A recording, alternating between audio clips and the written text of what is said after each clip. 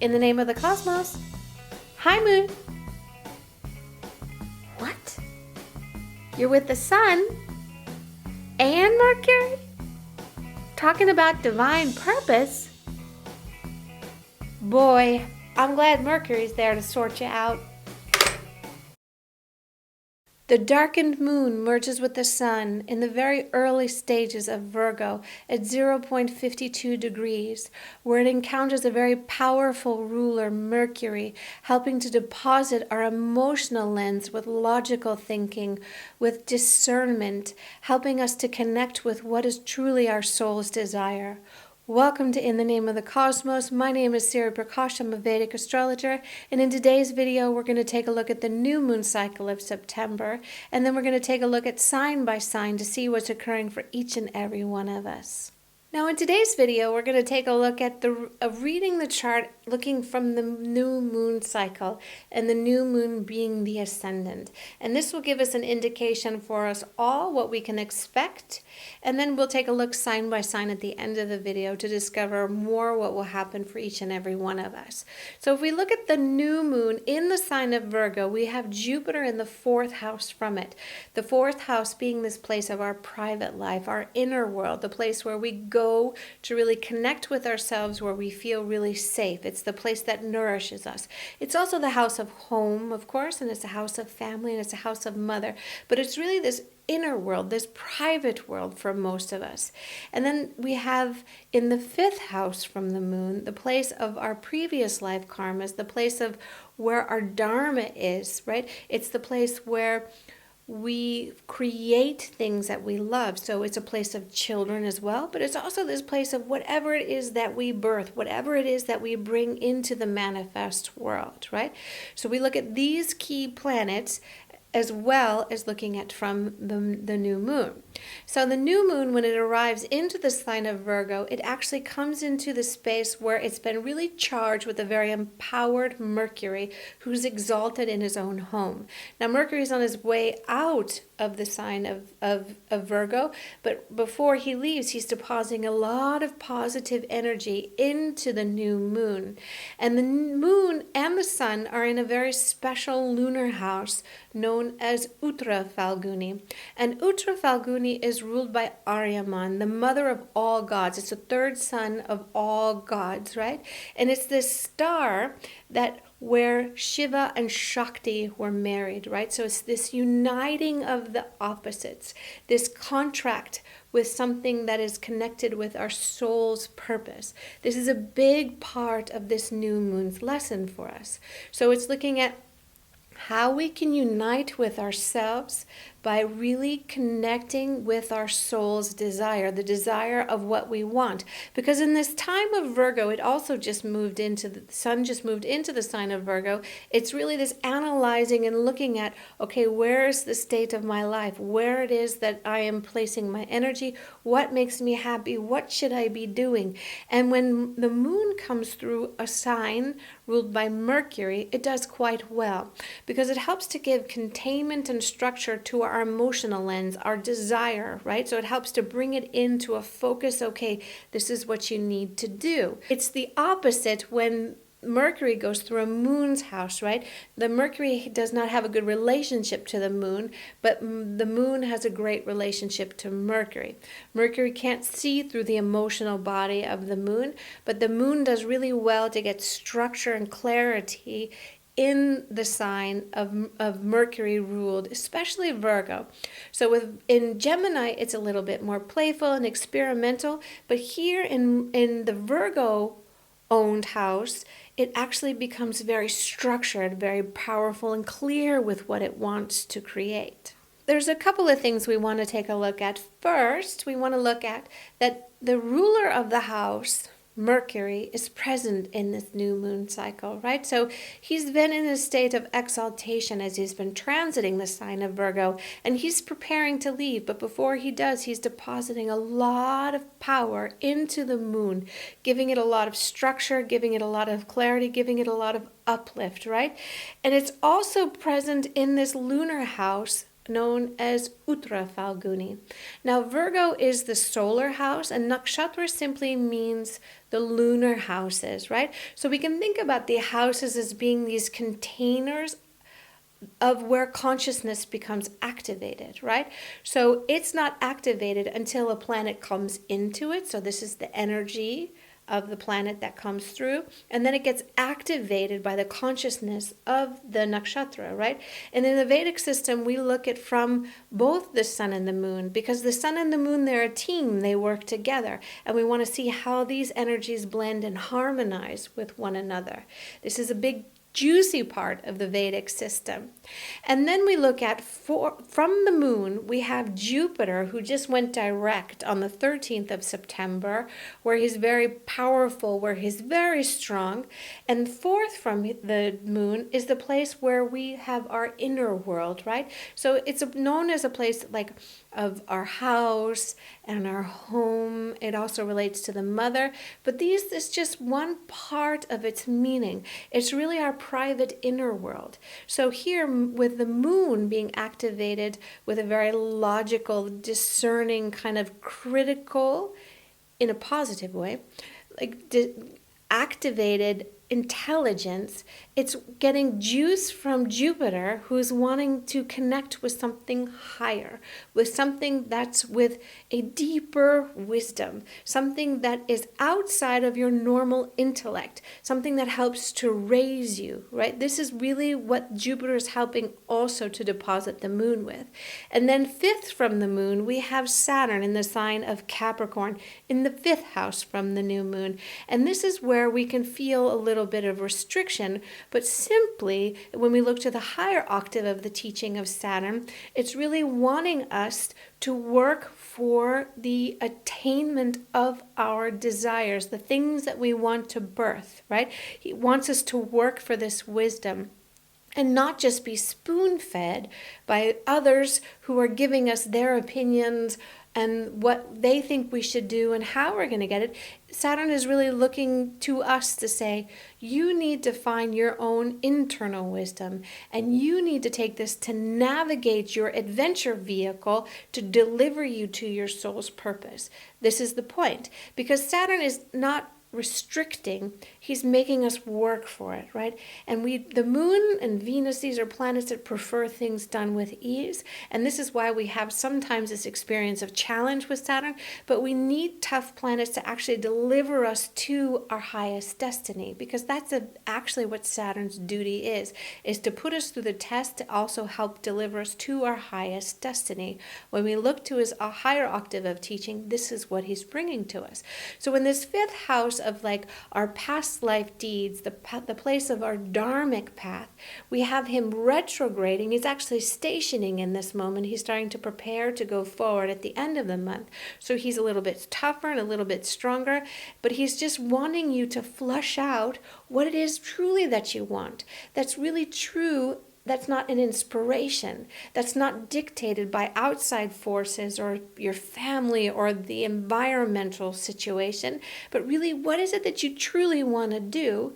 And then your mind is being very structured, and your desires are starting to get very focused of what it is you need to do to achieve it. This is really about this new moon cycle that it's bringing in. Additionally, with our logical mind, and our communication very strong and very active, it's a place where we can also achieve a healing within our relationships, because it's bringing in this ability for us to communicate with one another, to really create meaningful unions. And in this period of the new moon cycle, we can see where some relationships start to fade away. It's not a negative thing. They just start to fade away. And then it's allowing and creating new space for new relationships to come in. Because as I said, this nakshatra is very much connected to the union of a yin and a yang, of the polar opposites. It also is a place where it's teaching us how to be more tolerant of ourselves, which helps us to be more tolerant of other people, right? So when we have tolerance for our own challenges, where we feel restricted, where we think that we're not good enough, and we just start to contemplate and practice compassion within ourselves, it immediately spills out into the outer world. And certainly the world needs more compassion, more understanding, and more tolerance, because we're in this state where we can't even communicate with one another anymore. We just fight. We want everything to be perfect, and we just cry about it on social media. So during this cycle, it's a really good time to let go of any intolerances that you have for yourself and for other people, to really start to create a softness within yourself, starting to forgive yourself, starting to just allow yourself to feel what it is that you feel without judging it, just allowing it to exist. You can observe it, but you don't need to embrace it. We don't need to give it so much reception. What we want to give reception to is the momentum that we need to create, and the momentum that we start to build so that we can get out of the situation. This is most important. And Mercury dominating the new moon is really helping to structure us in this way. It's helping to navigate and really create an architecture in our consciousness that helps to lead us in the right direction. This is a very important part of this new moon's teaching. So there's a lot of action happening at this second half of September, right? Really, the first part was kind of setting the stage, and now all the action starts to happen. We had Jupiter move direct, and then we'll have the nodes shift their placements from Gemini and Sagittarius to Taurus and to Scorpio for the next 18 months, making it a very significant transit. Then we have right now Saturn who's stationing, who's going to go direct at the end of the month. So there's a lot happening. So use this new moon cycle to really get clear, to really make your focus lasered what it is that you want. Because with the new moon and the sun also who just entered into Virgo, it's really going to be about this construct of our life, this architecture of our life, and assessing what it is that we need to do to get us on the path so that we can achieve our goals. Connecting with a higher truth and a higher wisdom. Perhaps it's even connecting with somebody that can help work on your skills, to help your skills get and really improve.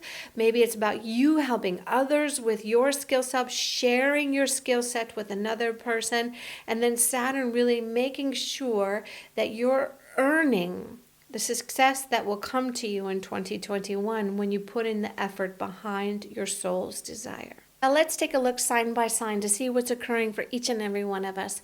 And again, this is for the Vedic system of astrology. It's different to the Western system of astrology by about 24 degrees. It uses the planet's actual placements in the sky, and it also looks from a grander scale. So it's not looking at just our earthly experience, but really what our soul's consciousness and universal consciousness is really getting united.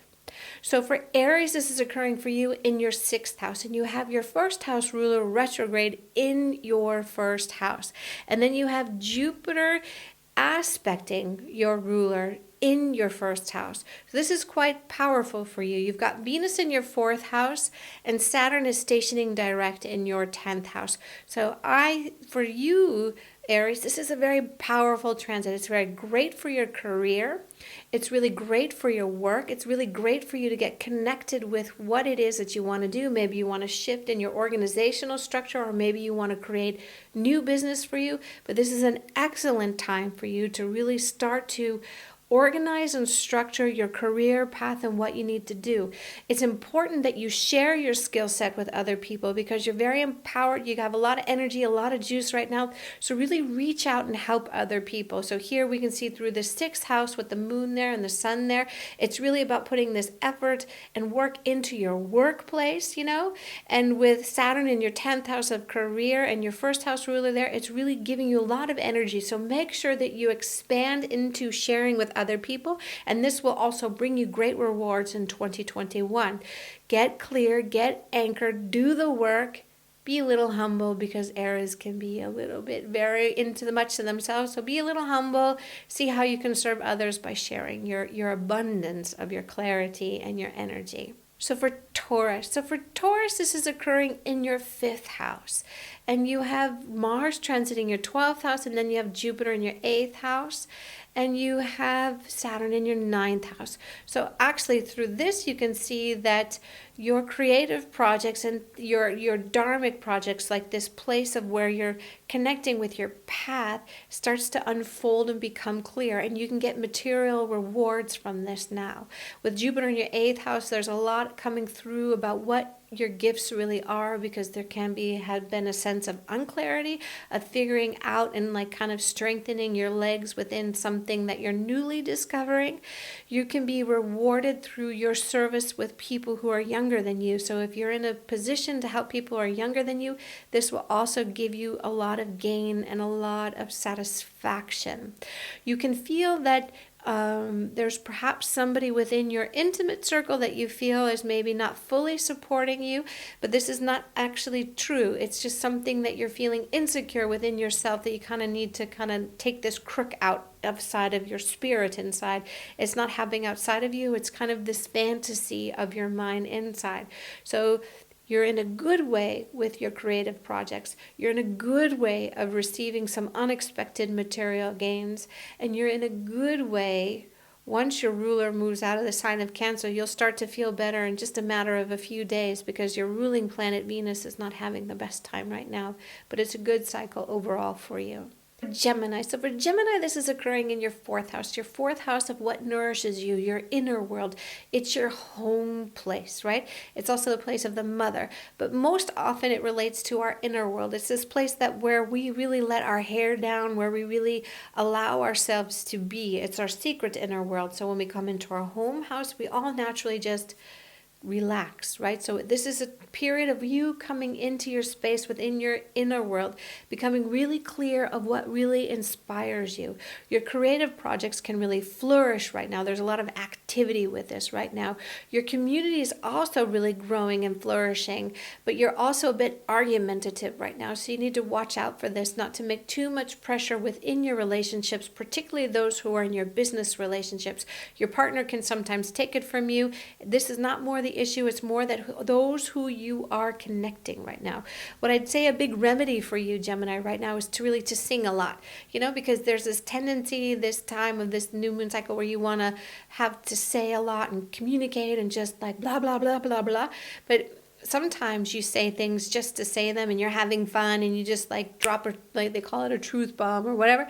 And this can really hurt and smash people. So instead of just like going on with your own agenda, I would say start singing, and this helps to take away this tension that you may feel inside, to express, and then to allow yourself to just really be in a space of like allowing that energy to come out, but staying creative and staying very much uplifted, right? So give space to other people. Otherwise, it's great for you, great for community, great for creative projects. So for Cancer, your ruling planet is in the 3rd house of Virgo, and you have Mars retrograde in your 10th house, and then you have Saturn sitting in your 7th house and Jupiter in your 6th house. So here you can find yourself actually in a place where you're needing to serve other people, and this is going to make you feel very angry and very pissed off. So this new moon is not such a great cycle for you, Cancer, I'm very sorry to say, but where you're kind of feeling like you're in this place of service. Like Cancer is often considered to be this nourishing, mother, giving, loving. Okay, it's all of those things, but it's also a place where you also want to be seen and recognized. And right now there's a lot of tension of you feeling like you're not seen, you're not recognized. So you need to learn how to clarify your feelings, clarify your thoughts and emotions, and really put it into words so that you're communicating with those that are around you, communicating within your work environment where you can feel some pressure of what you really want to do and what you want to shift. It can signal a time, as I also mentioned in my last video, of where you have an opportunity to make a change in your career. With Mars strong in your 10th house, it's also bringing in a new opportunity with career choices. So be clear where your path is leading you, what you want to do, and then communicate it in a logical way, not one in frustration. And if you feel like you're stuck in serving somebody else and that you're kind of being in this place of where you're feeling second best, just really look at when we serve other people, actually we're serving ourselves. We're having a greater experience of ourselves by helping somebody else out. Don't take it personally. It just can be a time where you're needing to kind of come in under to give some support. So for Leo, this is occurring in your second house. The things that you take in, the things that give you satisfaction, your income, like so your normal earnings. And then you have Mars in your ninth house. You have Jupiter in your fifth house, and then you have Saturn in your sixth house. So Saturn in your sixth house does really well for you. Mars sitting here in your ninth house can actually activate this sense of wanting to move and travel, and he's going to go back into your eighth house on October 4th, and this is going to be a little bit more tricky of a transit for you. But for the new moon cycle, for most of it, it's going to bring in this sense of how you align your work with your earnings, how you bring in your earnings and what you desire and what you love. Because with Jupiter in your fifth house, it's really connecting it with what you love. Saturn in your sixth is really wanting it to connect it with your normal workplace, what you serve, what you have to give to. And then the moon and Mercury together, both very strong, are wanting to give you the value and the earnings from this. This is very good for you. Additionally, Leo, I would say to you is that, again, your opinions are quite strong. So Leos are kind of funny in that they think they know everything. And so your opinions are very strong and you can just go whoop with your opinion. Just take care of other people's feelings. Maybe take a pause, take a breath before you give your advice. Or maybe even just hold back your advice right now because you're kind of in this state of thinking like, I got it. This is what you got to do, but not everybody needs to do what you need to do. So this can create some tension in your relationship. So really try and keep your opinions to yourself. So Virgo, this is happening in your first house of self, your self of identity, the place of where your physical health is. You've got Jupiter in your fourth house of what nourishes you, your inner world, and then you've got Saturn in your fifth house, and then you've got Mars in the eighth house, right? So until October 4th, you want to be mindful of accidents and challenges while you're traveling and running around. So don't rush, don't try and push too much right now, because you're very active with the sun having just moved into your sign. You're very active in evaluating. You're also very much a worrisome. So really put your attention into something that's higher outside of you. Put yourself into studying something new. Put yourself into gaining more knowledge, more tools, more wisdom, right? This we see with the fourth house placement of Jupiter, and then also the fifth house placement of Saturn, of really connecting this knowledge and wisdom that actually bring you to your Dharma. So study something new. So if you're feeling pressured and worried, start to bring in a new skill set so you can learn how to figure it out. Occupy your time with really directing your mind and not just worrying. This is the best use of you. You can also find a remedy at this time, because with Saturn in your fifth house, it can link you with a remedy, something that's been plaguing you for a while. And with your sun sitting there right now, it can bring in a remedy in your first house. The Saturn in your fifth can actually bring in a remedy of what really helps you and heals you. Work on your vitality, your nervous system. This is very important. So for Libra, the new moon is occurring in your 12th house, and also the sun is right there right now. So this can actually make your vitality feel low at the moment. And honestly, with Mars in your 8th house, it's not a great period for you. So you need to be mindful of arguments. You need to be mindful of accidents. You need to be mindful of just kind of blurting out what you think, because you're in this state of trying to get through the what is your real agenda? What is it that you really want to do? What you're struggling with behind the scenes? Maybe it's a little bit of depression. Maybe it's feeling emotionally like you're lonely and you're feeling disconnected, but there's a lucky period coming in for you for a new partner. So if you are not in a relationship, it can bring in a new partner in November. This is a good period for this. And for those of you who are in a relationship, by November it will start to ease out these tensions. But you can have this with people who are close with you, who maybe you are collaborating with. You can actually want to separate from them because you're feeling too much pressure from them. But again, you don't want to make a rash decision, because once the sun comes into your first house in November, when it starts to come through, you'll start to feel much better. So use this time to really discover what's this hidden agenda within you. who is really coming forward when you're talking, who's really coming forward when you're acting out in the world, right? Because we all have this little self inside of us that's very much alert and awake, and it's always showing up first before anything else. So just take the time to identify those moments where it comes in and where you need to tell it to take a back seat, and allow your bigger self to come forward. Just start to work to unravel your mind. Use mantra, use exercise, get your body moving. This is really great time for you to do this. So for Scorpio, this is occurring in your 11th house of gains and social connections. It's also about social media, things like this. And for you, you have Jupiter in your 2nd house, Saturn in your 3rd house, and you have Mars in your 6th house.